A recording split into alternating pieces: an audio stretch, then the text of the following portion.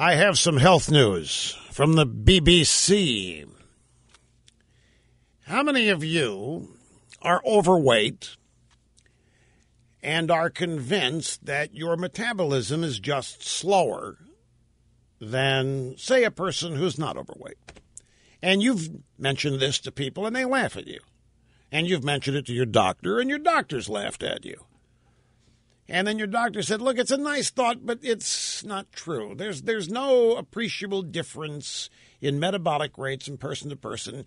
You are overweight because you eat more than you should. And the person that you think has the high metabolism, a high metabolic rate, is not eating as much as you think. It's really not complicated. It's 3,500 calories equals a pound. And then they start in.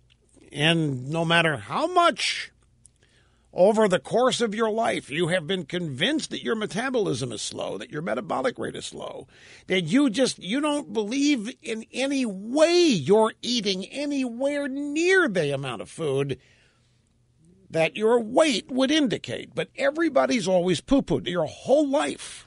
Every expert in every field and even every layman has been kind. Everybody has wanted to circle back to the fact that you just eat too much. Well, from the BBC News, the mocked obesity excuse of being born with a slow metabolism is actually true for some people, according to latest research. A team at the University of Cambridge has found the first proof that mutated DNA does indeed slow down metabolism. The researchers say fewer than 1 in 100 people are affected by it and are often severely obese by early childhood, and that would be one of the indicators. The findings have been published in the health journal Cell, C-E-L-L, may lead to new obesity treatments, even for people without the mutation.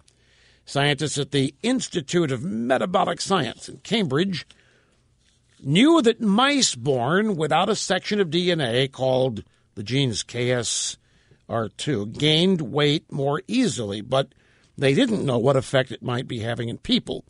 So they analyzed the DNA of 2,100 severely overweight people.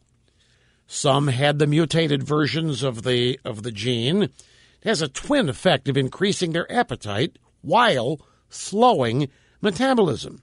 You'd be hungry, you want to eat a lot, but you would not want to move because of a slower metabolism. And you probably also develop type 2 diabetes at a young age, said the lead researcher, Sadaf Faruqi. I love that. I love these researcher names. Sadaf Faruqi. She added, it slows the ability to burn calories, and that's important as it's a new explanation for obesity. So I just wanted to throw that out. I just wanted to let you know that there may actually be something to it. Now, don't expect a lot of understanding. You probably, hey, guess what? I just heard it. I heard it on Limbaugh radio. There is a thing. It's a Cambridge BBC story, research. There are people with slow metabolic rate. Don't use that as an excuse. You're still eating too much. You're still a pig.